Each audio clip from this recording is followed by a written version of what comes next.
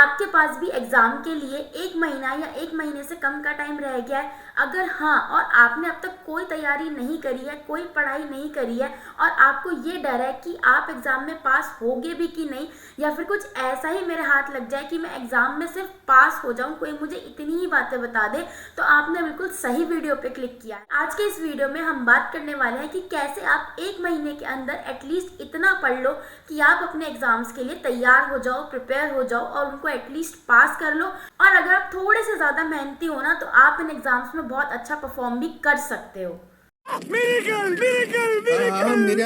So hello everyone, welcome back to my channel. और आज हम बात करने वाले हैं कि सिर्फ 1 महीने के अंदर आप कैसे अपने एग्जाम्स के अंदर एक्सेल कर सकते हो। और जोर से बोल के लोगों को स्कीमें बता दे। So the first point is important topics. Cut down the points you have to study. अब देखो, आप चाहे स्कूल में हो चाहे आप कॉलेज में हो, आपके पास हर सब्जेक्ट के बहुत सारे इंपॉर्टेंट टॉपिक्स होते हैं। तो रादर आप एक सब्जेक्ट को पूरा डिटेल में जाके पढ़ो, क्योंकि अब आपके पास सिर्फ 1 मंथ रह गया अपने एग्जाम्स के लिए। तो आप उस सब्जेक्ट के जो इंपॉर्टेंट टॉपिक्स हैं, जो कि बार बार प्रीवियस ईयर क्वेश्चंस में आपको दिखेंगे, उन टॉपिक्स को हाईलाइट करो और उन टॉपिक्स को पढ़ना शुरू करो। क्योंकि इस पॉइंट पे हमें हार्ड वर्क करने के साथ साथ थोड़ा सा स्मार्ट वर्क करने की भी जरूरत है। तो जो क्वेश्चंस आपके एग्जाम में रेपिटेटिवली रिपीट हो रहे हैं, या फिर जो इंपॉर्टेंट टॉपिक्स हैं आपके किसी भी पर्टिकुलर सब्जेक्ट के, वो आपको नोट डाउन करने हैं और उनको तो एटलीस्ट आपको अच्छे से प्रिपेयर करके जाना ही है एग्जाम के लिए। Now this point brings me to the next topic, that is previous year questions. So जो भी तुम्हारे लास्ट के 5 इयर्स 10 इयर्स के प्रीवियस ईयर क्वेश्चंस है ना, उनको निकालो, उनको एनालाइज करो और देखो कि कौन से क्वेश्चंस बार बार रिपीट हो रहे हैं और कितनी कितनी वेटेज के हैं।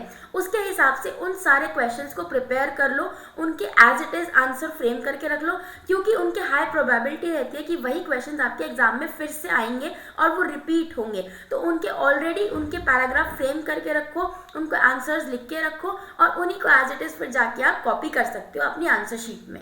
फॉर एग्जाम्पल, अगर आपके क्लिनिकल ऑर्थोपेडिक्स का एग्जाम है, तो उसमें OA एंड RA ये तो बहुत ही इंपॉर्टेंट क्वेश्चंस हैं जो बार बार रिपीट होते ही होते हैं। तो इन क्वेश्चंस को आप ऑलरेडी प्रिपेयर करके रख सकते हो, क्योंकि इनमें से एक क्वेश्चन तो आना ही आना है।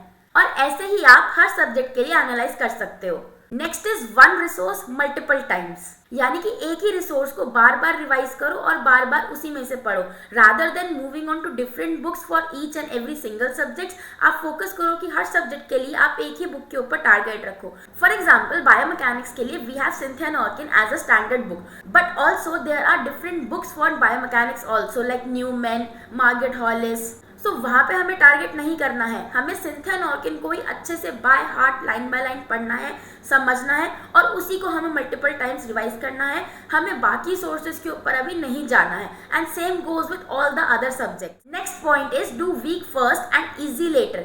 यूजुअली क्या होता है ना कि हम आसान टॉपिक को ही सबसे पहले उठाते हैं और क्योंकि वो हमें ईजी लगता है तो हम उसी को फिनिश करते हैं। फिर एंड में जाके जाके जो हमारी कैपेसिटी है, मेंटल कैपेसिटी है, वो भी कम होने लग जाती है। वी बिकेम एग्जॉस्टेड और जो हमारा वीक वाला पार्ट है ना, उसको हम नहीं पढ़ पाते। एक तो उसमें पहले से ही वीक है, ऊपर से जो हमारा दिमाग है वो पहले से ही पढ़ के और खत्म हो चुका है। तो उस वीक के ऊपर आप कंसंट्रेट कैसे कर पाओगे, आपका फोकस ही नहीं जाएगा। सो बेटर है कि जो आपको मुश्किल लगता है पार्ट किसी भी सब्जेक्ट का, जो भी सब्जेक्ट आपको मुश्किल लगता है उसको आप कंपैरेटिवली पहले पढ़ो और जो इजी सब्जेक्ट्स है या जो इजी टॉपिक्स है उनको आप बाद में पढ़ो। फॉर एग्जाम्पल, मुझे न्यूरोलॉजी बहुत ही मुश्किल लगता था, दो मैंने उसमें मास्टर्स करी है, बट बैचलर्स के टाइम पे मुझे न्यूरोलॉजी बहुत ही मुश्किल और बहुत ही वीक सब्जेक्ट था मेरा।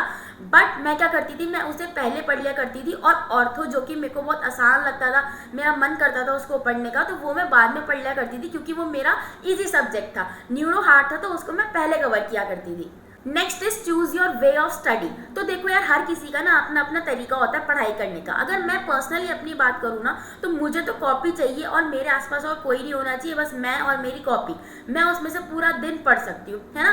कुछ लोग होंगे जिनको फोन चाहिए, जो यूट्यूब की वीडियोस है, जैसे मेरी वीडियोस देख के आप पढ़ते हो ना, उनको ऐसा चाहिए होता है। किसी को ग्रुप स्टडी करने में मजा आता है, उनको वहाँ पे ज्यादा उनकी अच्छी लर्निंग होती है ना। तो हर किसी का अपना अलग अलग तरीका होता है पढ़ने का, बट आपको जो भी तरीका सूट करता है आप वो फॉलो करो और बस पढ़ो, क्योंकि अब आपके पास टाइम नहीं है, 1 महीने का टाइम रह गया है बस। Next, practice writing.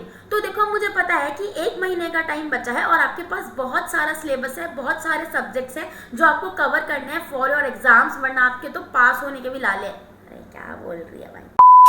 सो मुझे पता पता है कि आपके पास ऑलरेडी बहुत सारा सिलेबस है, आपके पास बहुत सारे सब्जेक्ट्स हैं, और ऊपर से अगर मैं ये कह दूं कि आप इनके नोट्स बनाओ, ये करो वो करो, तो उसमें बहुत टाइम जाएगा जो आप नहीं कर पाओगे अभी राइट नाउ, है ना।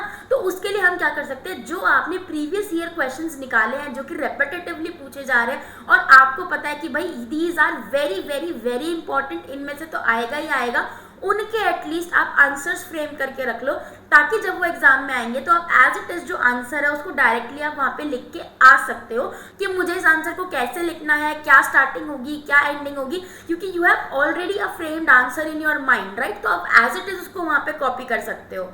और इसी में एक और पॉइंट आता है कि जो आपने प्रीवियस ईयर क्वेश्चंस पेपर निकाले हैं ना, उनको अब देने भी लग जाओ, यानी कि अपने पेपर को देने से पहले प्रीवियस ईयर क्वेश्चंस निकालो और उनको अटेम्प्ट करो with a duration of 3 hours. Next point is schedule. अब देखो ये जो शेड्यूल रहेगा ना हमारा 1 महीने के लिए, यही डिसाइड करेगा कि आप अपने एग्जाम्स में पास होगे, बहुत अच्छे नंबरों से पास होगे, या अनफॉर्चुनेटली पास नहीं होगे, क्योंकि ये जो मैंने आपको अभी तक सारे पॉइंट्स बताए ना, ये डिपेंड करेंगे आपके शेड्यूल के ऊपर। तो ये जो 1 महीने का आपका शेड्यूल है ना, ये आपको बहुत अच्छे से डेडिकेटेडली देना है फॉर योर एग्जाम प्रिपरेशन। आपका शेड्यूल है तो आप ही शेड्यूल को बनाओ और आप ही उसे डेडिकेटेडली फॉलो करना कि क्या शेड्यूल रहने वाला है, आप कैसे पढ़ोगे, कब पढ़ोगे, रात को पढ़ोगे, सुबह पढ़ोगे, it all depends on you, पर बस सिर्फ पढ़ो। अब इसी के साथ साथ याद रखना that there should be no distractions.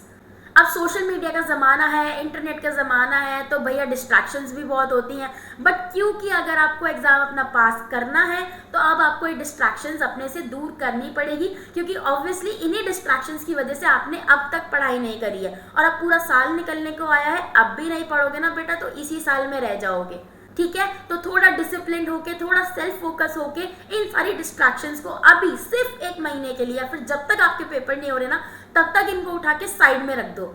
And remember that it will be hard. जी हाँ, मैं यहाँ पे आपको कोई झूठे दिलासे नहीं दे रही हूँ कि तुम ये कर लो, ये कर लो, अच्छा तुम पक्का पास हो जाओगे, ये हो जाएगा, वो हो जाएगा, ऐसा कुछ नहीं होता है। आपको खुद से अपनी मेहनत करनी पड़ेगी, आपको खुद से अपना फोकस रखना पड़ेगा, आपको खुद से डिसिप्लिन होना पड़ेगा, है ना। अगर आप मेहनत नहीं करोगे, आप सोचोगे नहीं, तो आप आगे बढ़ोगे कैसे, राइट। तो ये टाइम में आपको अपने पेपर की तैयारी करनी है। आप ऑलरेडी अपना बहुत सारा टाइम बेकार कर चुके हो, और अब ये जो टाइम आपके पास बचा है बच्चों, इसको बिल्कुल भी वेस्ट मत करो।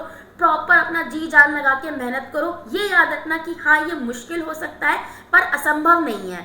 अगर मन लगा के मेहनत कर लोगे, सिर्फ 1 महीना अच्छे से अपना टाइम डेडिकेट करोगे, तो आई कैन श्योर कि आप इन सारे सब्जेक्ट्स में पास भी होगे और बहुत अच्छे नंबरों से पास होगे। अगर आपको अपना शेड्यूल बनाने में दिक्कत है, आपको नहीं समझ आ रहा कि मैं कैसे नंबर ऑफ आवर्स डिनोट करूँ अपनी पढ़ाई के लिए, तो आप उसके लिए कमेंट्स में मुझे ज़रूर बताना। मैं उसके लिए भी एक proper how to make your schedule for your exams video आपके ज़रूर लेके आऊँगी। Till then like, share and subscribe to my channel, और अपने दोस्तों में भी ये वीडियो शेयर करो ताकि उनको भी अच्छी टिप्स मिल जाए कि वो भी अपना एग्जाम क्लियर कर सके।